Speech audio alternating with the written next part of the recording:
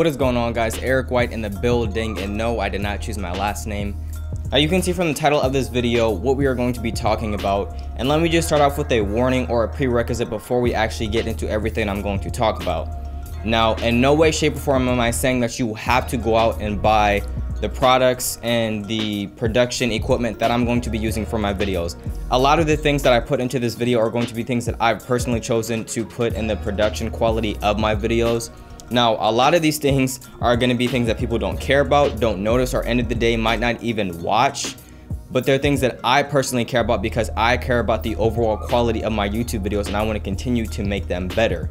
Now, with that said, half of the things in this video are going to be too expensive, going to seem unnecessary, or just overall might not make sense to you. And that's completely okay. You don't have to, because a lot of the things that I do is for me. I'm a tech YouTuber. There are things that I care about more than the average person, such as people who do makeup tutorials and vlogs and things like that. There are things that I care about and pay more attention to that a lot of people don't notice or care about. But once again, I do because I make YouTube videos. Now, I feel like I've repeated myself twice already. And with that said, let's get right into the video. Now, the first thing that we have to talk about, and the reason probably why you clicked on this video, is how I record my videos. And that is because I use my phone. Now, I've switched from several different devices. I used a Fujifilm. Shout out to my boy Darwin for sending that out to me. After a while of using that, it wasn't necessarily the quality that I wanted, and I figured I wanted to go in a little bit of a different direction. After a while of shooting with that, I switched to the camera over there, the Canon Rebel T3, which I also use for all my photo shoots and everything that I put on Instagram. I used that for video, but it was even worse quality. It can only shoot in 720, which is less than 1080. It was at HD, but not full HD. And the overall image quality and everything that I was getting from it wasn't necessarily what I wanted. It was coming out with a soft image. And once again, if you have a camera, you have to work with what you got. If you have any kind of camera that you need and you want to make YouTube videos, use that camera and figure out how to get the quality out of it that you want. Now, I knew I could do better than that camera, so then I switched to using what I have right now, and that is the Galaxy Note 8. Now, what a lot of people seem to forget about their phones is, yeah, you can FaceTime, you can iMessage, you can, watch YouTube, but you can also make videos because the video capabilities of your phone are actually not that bad. Especially if you have an iPhone, that phone absolutely dominates if we are talking solely about video capabilities inside of a smartphone. Now, there are other phones that can take better pictures and everything like that, but it's almost unanimous when it comes to video quality coming out of an iPhone that everyone pretty much likes it. So if you have an iPhone, what you can do is you can download any app. You can even use the regular camera app pre-downloaded on your phone to record videos that you might need. So there are these things called frame rates. Now, I like to shoot at 24 and have my shutter speed to be 1/50. And that is because it gives a natural motion blur and it makes everything look sort of cinematic. Now, you don't have to use that. Now, I think iPhones shoot at a standard frame rate of 30 frames per second, which means every second is going to take 30 individual pictures and put them together, and that'll be a 1-second clip. So that's basically all video is. It's a bunch of different pictures taken in 1 second, and it plays seamlessly to make it look like a video, which is basically just moving pictures. So that might have been a little bit complicated, and if you guys don't fully understand frame rates, I will link a video right here because I don't want to take too much time on that subject. But moving on to the next thing, which is arguably a little bit more important than video, and that is audio. Now, for audio, you can easily just use the audio coming out of your phone. And if you want to know what that sounds like, this is the audio coming straight out of my Galaxy Note 8. You will notice that it sounds a little bit echoey, kind of distant, and you can slightly hear that ceiling fan if you pay really close attention. Now, if you want to step it up just a little bit, once again, you don't even need this. You can get a lav mic. Now, a lot of YouTubers actually do use lav mics because they're small. Sometimes you can hide them. The audio quality is better than what you'd get straight out of a phone camera. And it's just a better investment, and they're cheaper and they're just very easy to use. Now, you can do it like this. I'm simply doing this for example. You would clip it on the inside to hide the wire, but you can clip it on the outside.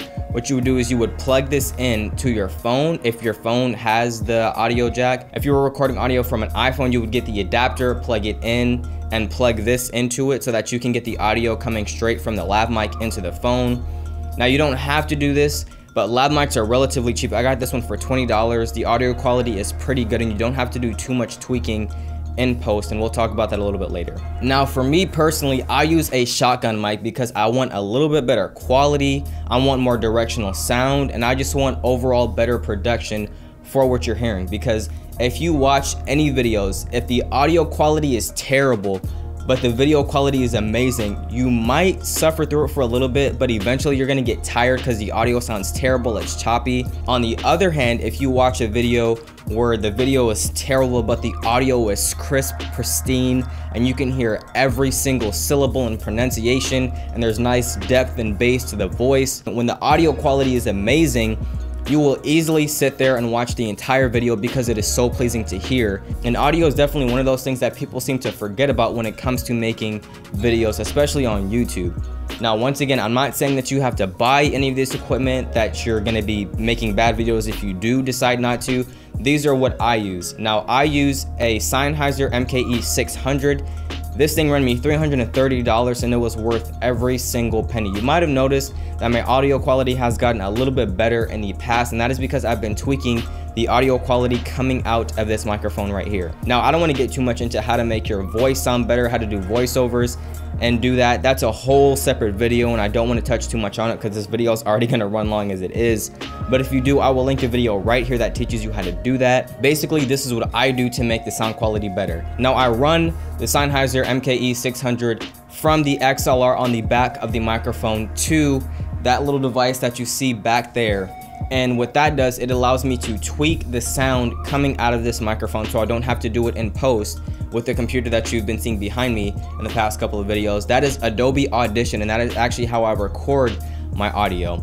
And once I get done recording the audio, basically what I do is I have a custom action that allows me to compress it and then normalize it so that it actually sounds better. So it's not super loud in one part and then super quiet in another part. It allows me to sound very equal with a nice crisp sound, and then I do add 1 or 2 presets after just to polish it up a little bit. Now that was a very long explanation for audio by itself, but we will now be moving on to the other part of video, which is lighting.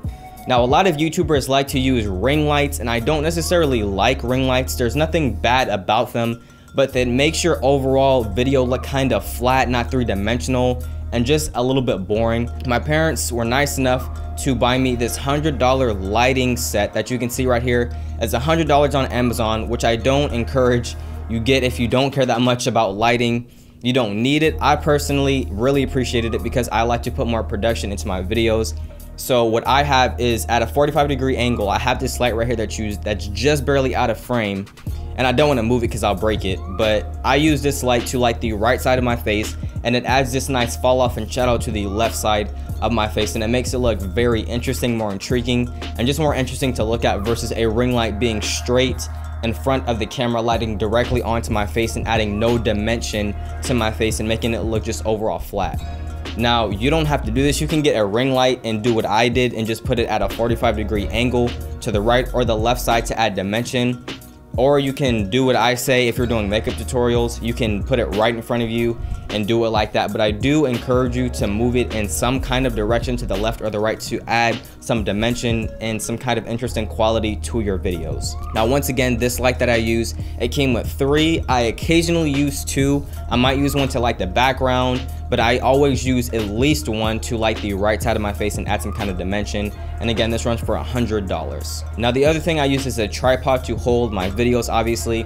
Now, you can get any kind of tripod, and I don't want to necessarily show mine because there's just so many tripods that you can get that do the exact same thing. You can literally get a $15, $20 tripod that does exactly what you need it to do. Now, if you are going to be recording videos from your phone, you are going to want to get this adapter that actually holds the phone in place so that you can attach it to a tripod and record videos with your phone, which is what I use right now. Now, this little adapter is very cheap, and I advise you to get it, especially if you're going to be recording videos with your phone. It's very inexpensive, but important nonetheless. Now, we have recorded the video through our phone. We've recorded the audio through a lav mic or a shotgun mic, whatever you want to choose. We have the lighting correctly.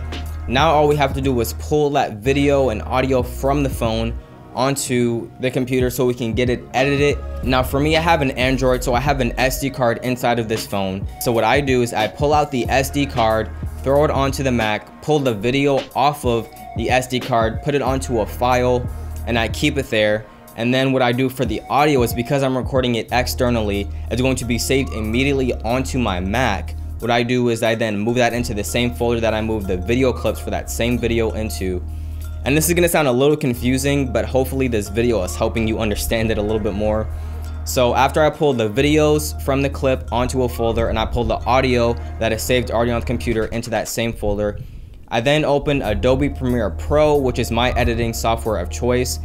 Now, once again, there's a lot of different editing softwares you can choose. Adobe Premiere Pro is relatively expensive, especially if you are just starting on YouTube. So I recommend that you try DaVinci Resolve 15 or 16, depending on how far into the future you're watching this. DaVinci Resolve 15 to 16 is a great alternative.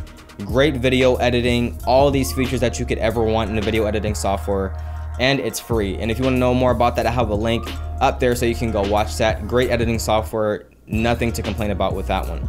I use Adobe Premiere Pro, so that's what we're gonna do.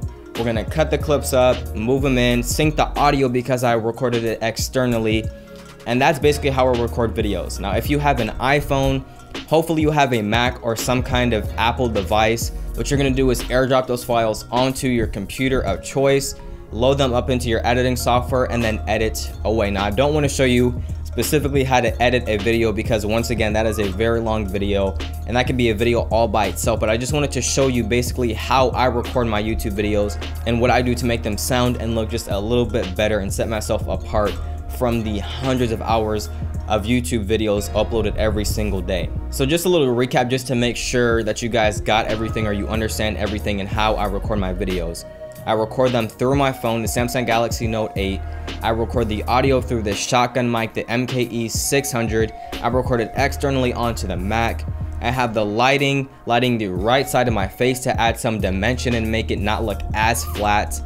And then what I do is I pull all these things together. I sync the audio with the video and the editing software, and I clip them together, make a nice video, and then I export it and send it off to the amazing land of YouTube.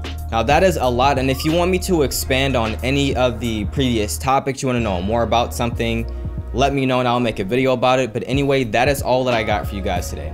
Make sure if you guys like this video that you click the like button, turn it blue. If you guys are new, make sure you click the sub button, join Innovation Nation. And just like always, guys, I will see you in the next one.